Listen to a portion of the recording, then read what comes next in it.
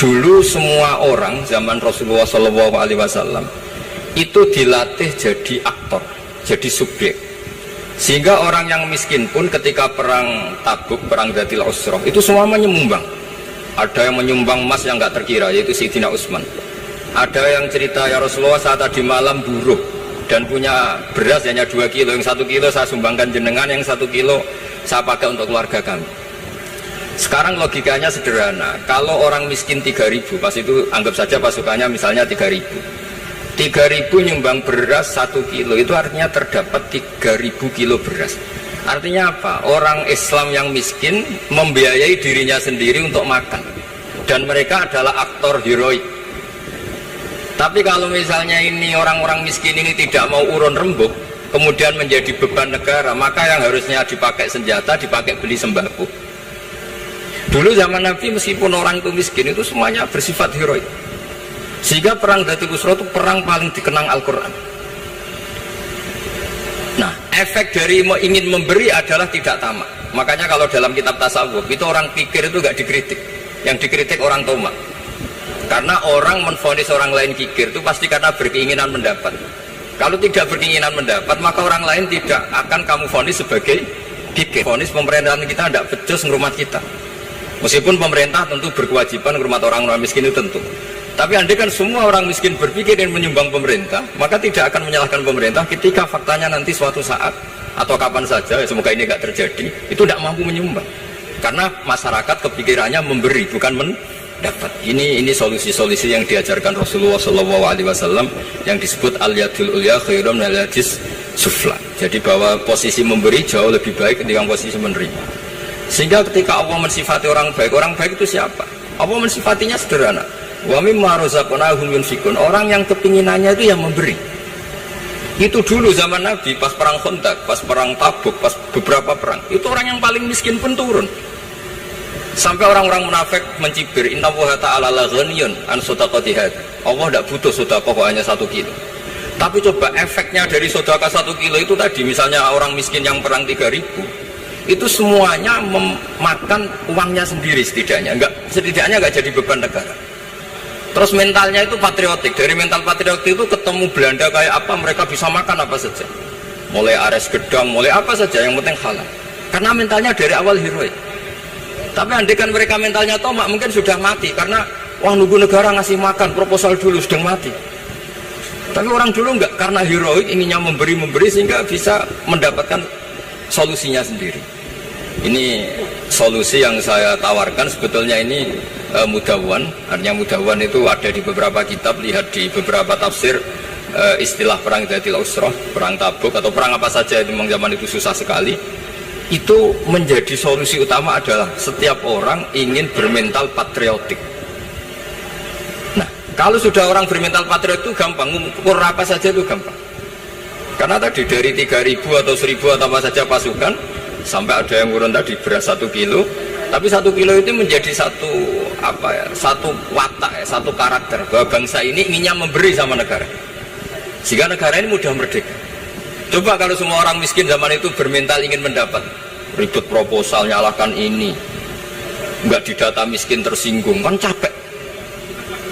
Jadi ini memang zaman akhir ya, agak aneh, orang nggak didata miskin itu tersinggung. Kalau besanan nyari yang kaya, tapi kalau ada sumbangan nyari sebagai yang miskin. Jadi kalau tanya solusi khas ulama, kita belajar dari perang Dzatil Usrah. Itu orang yang miskin semuanya urun. Nah, barokahnya urun itu kemudian mereka bermental patriotik. Barokahnya patriotik, yang kaya, yang miskin, yang pinter semuanya berkontribusi untuk menyumbang negara. Akhirnya negara ini bisa merdeka sebelum terbentuk TNI, sebelum terbentuk Polri. Karena tadi dicari di geladak saya itu ya kitab. Karena kitab ini dianggap sumber inspirasi mereka melawan Belanda. Dulu kita tahu masyarakat kita itu kalau ngerti Belanda itu dipanggil Doro, wis penjajah jadi diundang Doro. Itu kan terlalu dulu. Sehingga orang Arab itu kadang agak dengan tanda kutip mencibir kita. Kalau bahasakan negara jajahan itu mustakmarin, negara yang perlu rame, karena cara berpikir masih terbelakang. Wong penjajah kok dipanggil Doro. Terus ketika beberapa kiai melihat Belanda baik karena di alun-alun dikasih masjid gini-gini, sudah tidak berontak. karena anggap Hindia Belanda itu baik. Baru ketika era beberapa ulama, ada Mbah Hashim, ada Mbah Hasbuh, tadi kata beliau Dwi Tunggal tadi, terus ada fatwa resolusi jihad, sehingga mereka baru sadar bahwa Belanda itu ancaman. Kayak apa pentingnya ilmu, kayak apa pentingnya fikih. Karena di fikih jelas jihad untuk melawan penjajah itu fardu kifayah. Tapi jika musuh kadung ada di kita, maka itu fardu ain. Tidak lagi ada prasyarat harus lelaki, harus merdeka, enggak, perempuan pun harus terlibat. Jika kita punya pahlawan kayak Cut Nyadin, beberapa daerah Kartini, itu ada di khazanah kitab-kitab fikih kita. Jadi kita tidak pernah kehilangan khazanah untuk menjawab muskilatus zaman, untuk menjawab problem-problem zaman. Tapi yang penting kita selalu ngaji, selalu belajar. Saya adalah orang yang sebetulnya tidak pernah ingin terkenal karena saya itu suka belajar. Cuma saya bikin pengecualian, mau diundang kalau pernah sepuh. Ternyata yang pernah sepuh itu banyak. Ini agak musibah bagi saya karena harusnya kiai itu ya dihormati, tapi gara-gara kalah sepuh dikai kongkonan. Saya ini kemana-mana dikai kongkonan. Jadi gayanya nasihati, tapi aslinya diperintah. Jadi tidak ada kerennya sama sekali. Saya di mana-mana posisinya al-makmur, diperintah. Tapi saya senang karena ilmu itu butuh konsensus.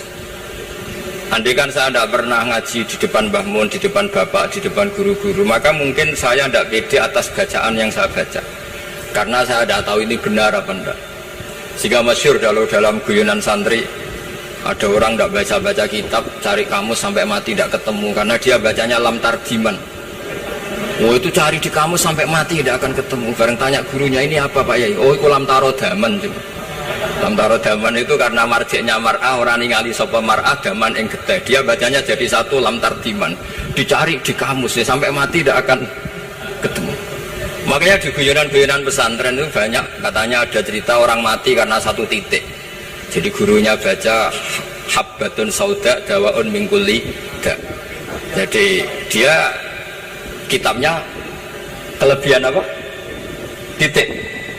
Jadi kelebihan titik dia bacanya itu hayatun sauda dawaun mingkuli da. Nyari ular hitam, kobra, dipatuk mati, padahal sesuai resep kitabnya, karena kitabnya dia kelebihan titik hayatun sauda, artinya mananya ular hitam, sementara tagnya mestinya habbatun sauda. Jadi kenaifan-kenaifan begini itu harus kita dandani, karena yang bisa, kata Pak Said tadi, yang bisa itu kita cari kebenaran dari mana. Kita itu ya pokoknya ulama lah, tidak harus NU, tidak harus Muhammadiyah, pokoknya ulama yang wasatiyah. Itu nanti terus gimana yang wasatiyah itu kayak apa, tapi jelas ulama. Karena dulu zaman, kalau kita fair secara sejarah, dulu ya Mbah Wahab ya dekat Mas Mansur, dulu Mbah Hashim ngaji sama Mbah Ahmad Dahlan, sama-sama di Mbah Soleh Darat, ketika di Mekah ya sama-sama ngaji di Syekh Khotim Minangkabau. Jadi kalau era beliau itu ya memang dulu perbedaan itu nggak ada masalah.